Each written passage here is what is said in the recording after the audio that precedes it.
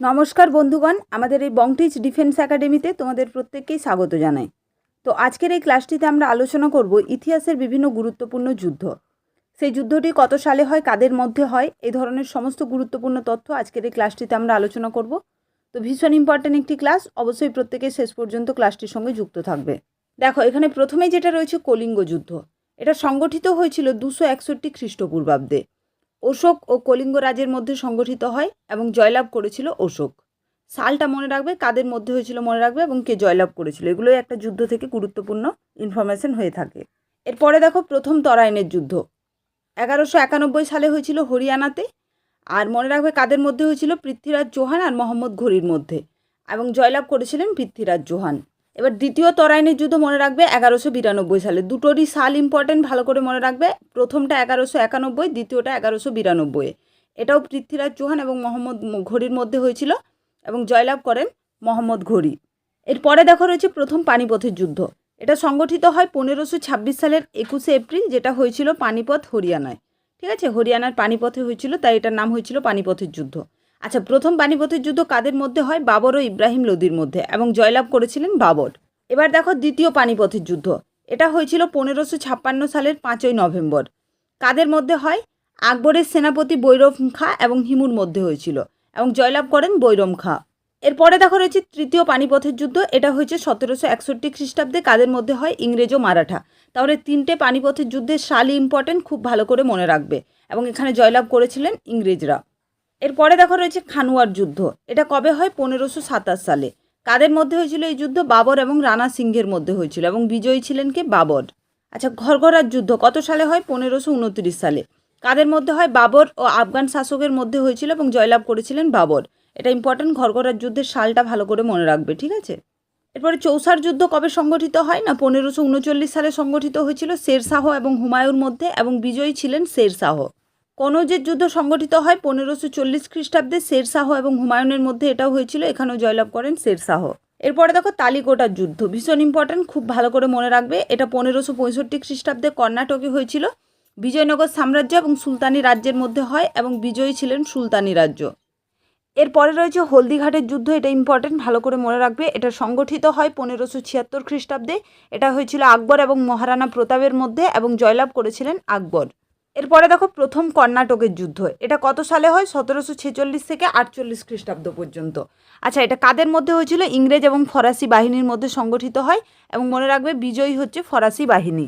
Next দেখো দ্বিতীয় কর্ণাটকের যুদ্ধ। এটা সংগঠিত হয় 1749 থেকে 1754 খ্রিস্টাব্দের মধ্যে, এবং ইংরেজ ও ফরাসি বাহিনীর মধ্যে হয়েছিল দ্বিতীয় কর্ণাটকের যুদ্ধ, এবং জয়লাভ করেছিলেন ইংরেজরা। এরপরে তৃতীয় কর্ণাটকের যুদ্ধ, যেটা 1756 থেকে 61 পর্যন্ত হয়। এটাও ইংরেজ ও ফরাসি বাহিনীর মধ্যে হয়েছিল, এবং জয়লাভ করে ইংরেজরা। তাহলে তিনটে যুদ্ধতেই কিন্তু ইংরেজরা জয়লাভ করেছিল। এরপরে ভীষণ ইম্পর্টেন্ট পলাশির যুদ্ধ। এটা ভালো করে মনে রাখবে সালটা, 1757 সালে। এটা বহুবার পরীক্ষায় এসেছে, কত সালে পলাশির যুদ্ধ সংগঠিত হয়। ইংরেজ এবং সিরাজউদ্দৌলার মধ্যে হয়েছিল পলাশির যুদ্ধ, এবং মনে রাখবে জয়লাভ করেছিল ইংরেজরা।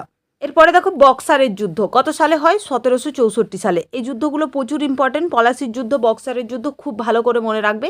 ইংরেজ এবং মীর কাসিমের মধ্যে হয়েছিল, জয়লাভ করেছিল ইংরেজরা।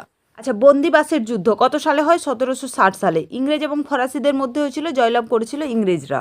এরপরে দেখো রয়েছে প্রথম ইঙ্গ মহীশূর যুদ্ধ। এটা হয়েছিল 1767 থেকে 1769 খ্রিস্টাব্দের মধ্যে। হায়দার আলী এবং ইংরেজদের মধ্যে হয়েছিল প্রথম ইঙ্গ মহীশূর যুদ্ধ, এবং জয়লাভ করেছিল ইংরেজ। আচ্ছা, দ্বিতীয় মহীশূর যুদ্ধ। এটা হয়েছিল কত সালে? মনে রাখবে 1780 থেকে 84। হায়দার আলী এবং ইংরেজদের মধ্যে হয়েছিল, এটাও জয়লাভ করেছিলেন হায়দার আলী। আচ্ছা, এই প্রত্যেকটা গুরুত্বপূর্ণ স্ট্র্যাটেজিকের ক্লাসের পিডিএফ কিন্তু তোমরা আমাদের টেলিগ্রাম চ্যানেলে পেয়ে যাবে। তো যারা যারা নতুন রয়েছে আমাদের চ্যানেলে, অবশ্যই চ্যানেলটিকেও সাবস্ক্রাইব করে নেবে, এবং আমাদের টেলিগ্রাম চ্যানেলের সঙ্গেও প্রত্যেকেই যুক্ত হয়ে যাবে এই ধরনের সমস্ত গুরুত্বপূর্ণ ক্লাস এবং ক্লাসের পিডিএফ পাওয়ার জন্য। এরপরে দেখো তৃতীয় ইঙ্গ মহীশূর যুদ্ধ, যেটা 1790 থেকে 1792 সালের মধ্যে হয়েছিল। টিপু সুলতান ও ইংরেজদের মধ্যে, বিজয়ী ছিলেন ইংরেজ। আচ্ছা, চতুর্থ ইঙ্গ মহীশূর যুদ্ধ 1799 সালে হয়েছিল। টিপু সুলতান ইংরেজদের মধ্যে হয়েছিল, জয়লাভ করেন ইংরেজ। এরপরে দেখো প্রথম ইঙ্গ মারাঠা যুদ্ধ, ইম্পর্টেন্ট পরীক্ষার জন্য। 1775 থেকে 82 এই সময়কালের মধ্যে সংগঠিত হয়। মারাঠা ও ওয়ারেন হেস্টিংসের মধ্যে হয়েছিল, ঠিক আছে, এবং এতে জয়লাভ করেছিল মারাঠারা। আচ্ছা, দ্বিতীয় ইঙ্গ মারাঠা যুদ্ধ, এটা হয়েছিল 1803 থেকে 1805। এগুলো তো নাম থেকেই তোমরা বুঝতে পারবে। এটা হচ্ছে ইংরেজ এবং সিন্ধিয়াদের মধ্যে হয়েছিল, জয়লাভ করেছিলেন ইংরেজ। ঠিক আছে, দ্বিতীয় ইঙ্গো মারাঠা যুদ্ধ। এরপরে দেখো তৃতীয় ইঙ্গো মারাঠা যুদ্ধ, এটা সংগঠিত হয় 1817 থেকে 1819 খ্রিস্টাব্দের মধ্যে। ইংরেজ ও মারাঠাদের মধ্যে হয়েছিল, বিজয়ী ছিলেন ইংরেজ। নেক্সট দেখো প্রথম ইঙ্গো শিখ যুদ্ধ কত সালে হয়? 1845 থেকে 1846 খ্রিস্টাব্দের মধ্যে সংগঠিত হয়েছিল। ইংরেজ এবং শিখদের মধ্যে হয়েছিল, ইঙ্গো শিখ তাই নাম হয়েছে, এবং বিজয়ী ছিলেন ইংরেজ। নেক্সট দেখো দ্বিতীয় ইঙ্গো শিখ যুদ্ধ, এটা কাদের মধ্যে হয় ইঙ্গো শিখ যুদ্ধ? এটা তো ইজিলি নাম থেকে তোমরা বলতে পারবে যে ইংরেজ এবং শিখদের মধ্যে। সালগুলো এখানে মনে রাখবে, 1848 থেকে 1849 ইংরেজ এবং শিখদের মধ্যে হয়েছিল, শিখরা জয়লাভ করেছিলেন। এরপরে ইম্পর্টেন্ট কার্গিল যুদ্ধ 1999 সালে সংগঠিত হয়েছিল। এটা মনে রাখবে ভারত ও পাকিস্তানের মধ্যে হয়েছিল এবং ভারত এটাতে জয়লাভ করেছিল। ঠিক আছে, এটা ইম্পর্টেন্ট, খুব ভালো করে মনে রাখবে কার্গিল যুদ্ধ কত সালে সংগঠিত হয়। এরপরে দুটো গুরুত্বপূর্ণ যুদ্ধ রয়েছে, একটা হচ্ছে প্রথম বিশ্বযুদ্ধ যেটা 1914 থেকে 1918 পর্যন্ত চলেছিল, এবং দ্বিতীয় বিশ্বযুদ্ধ যেটা 1939 থেকে 1945 পর্যন্ত চলেছিল। তো এই দুটো বিশ্বযুদ্ধটি সময়কাল খুব ভালো করে মনে রাখবে, পরীক্ষার জন্য ইম্পর্টেন্ট। তো এটাই ছিল আজকের ক্লাস। আজকের এই ক্লাসটা তোমাদের কেমন লাগলো অবশ্যই প্রত্যেকে কমেন্টে জানিও, এবং শেষ পর্যন্ত ক্লাসটির সঙ্গে যুক্ত থাকার জন্য তোমাদের প্রত্যেককে অসংখ্য ধন্যবাদ। এবং প্রত্যেককে আরও একবার বলছি যে এটা আমাদের নতুন চ্যানেল, অবশ্যই এই চ্যানেলটিকে সাবস্ক্রাইব করে প্রত্যেকেই আমাদের চ্যানেলটির সঙ্গে যুক্ত হয়ে যাবে।